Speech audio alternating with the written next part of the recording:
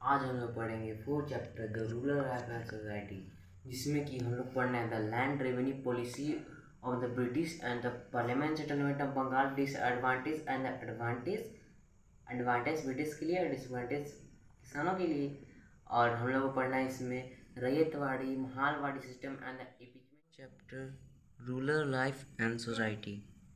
Rural life मतलब जो उस समय के रूलर थे उनका जीवनी, और जो उस समय का सोसाइटी था वो।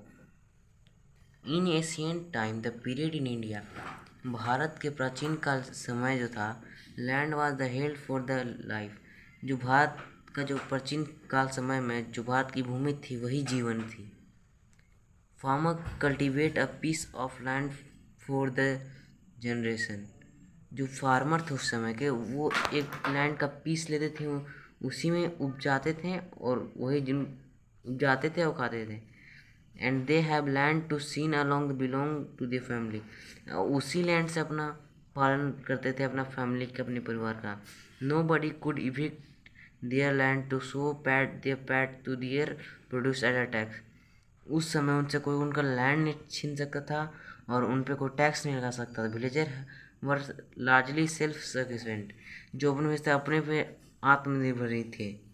ड्यूरिंग द रूलर ऑफ शेषासुरी के समय में लैंड वाज मेजर्ड इन पटास। तो अच्छा गाइस, मैं आपको बता देता हूँ pattas written records of the lands, जैसे आज हमारे ऐसे होता है खतियान, ये ऐसे जो होते हैं ना लैंड्स के रिकॉर्ड, जिससे पता चलता है कि ये लैंड आपका है, वैसे बिल्कुल उसी प्रकार जो पटास है बिल्कुल वही है। And given the first time, बिल्कुल वो नया था। रेवेन्यू मतलब पता है दोस्तों, बता देता हूँ, रेवेन्यू होता है जो टैक्स जो हम देते हैं। Revenue was charge by depending on the fertility of the soil,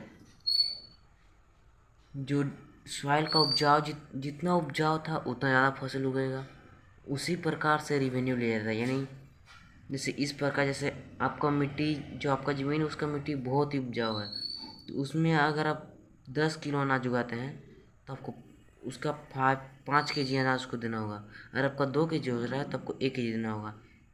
उसकी फर्टिलिटी भी जितना है उस पर न्याय देता है रेवेन्यू।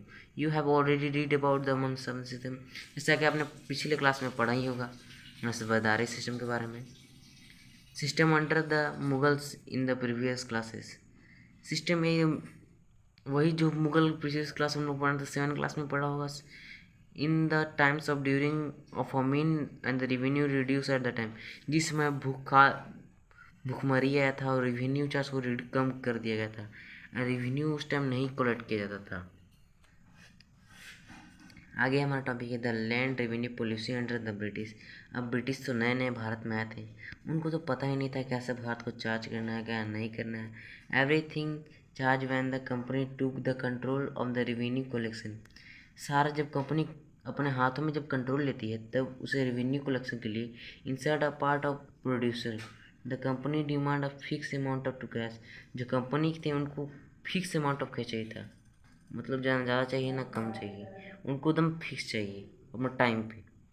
टू पे the amount the farmer had cultivate cash crop, इसी चलते मतलब इसी वजह से फार्मर को कैश क्रॉप, हम जैसे आप लोगों को पता हो कि हमारे देश में ये कॉटन पॉपी इंडिगो कुछ नहीं उगाया जाता था।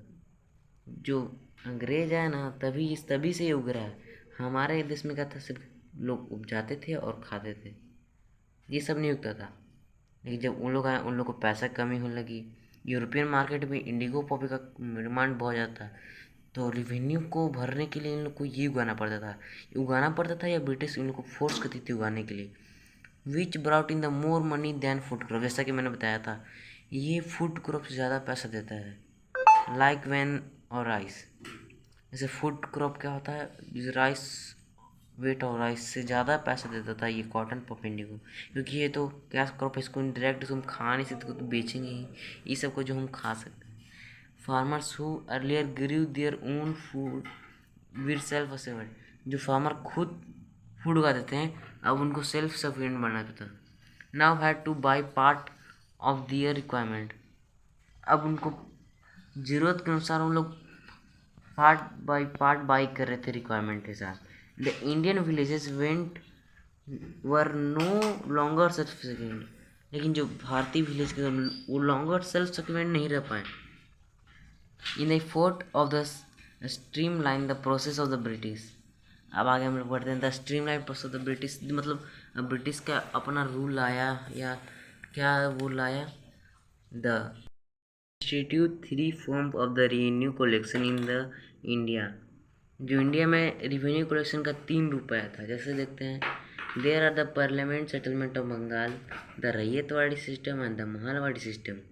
Warren Hastings announced the right of the collect the revenue the highest builders. These new revenue collectors are called जमींदार। देखो, जो रेवेन्यू कलेक्शन 3 टाइप में बांट दिया गया था। द पार्लियामेंट सेटल बंगाल, इसमें भी कुछ अलग हुआ है, रैयतवाड़ी में भी अलग हुआ है, और ये सब 20-20 साल तक चले होंगे। जो वारिस हस्टिंगटन था वो अलाउ कर दिया था कि आप लोग ज़मीन से पैसा लीजिए, फार्मर किसान से पैसा लीजिए, और जो कलेक्टर था उन लोग बनाया था उसको ज़मींदार कहते थे।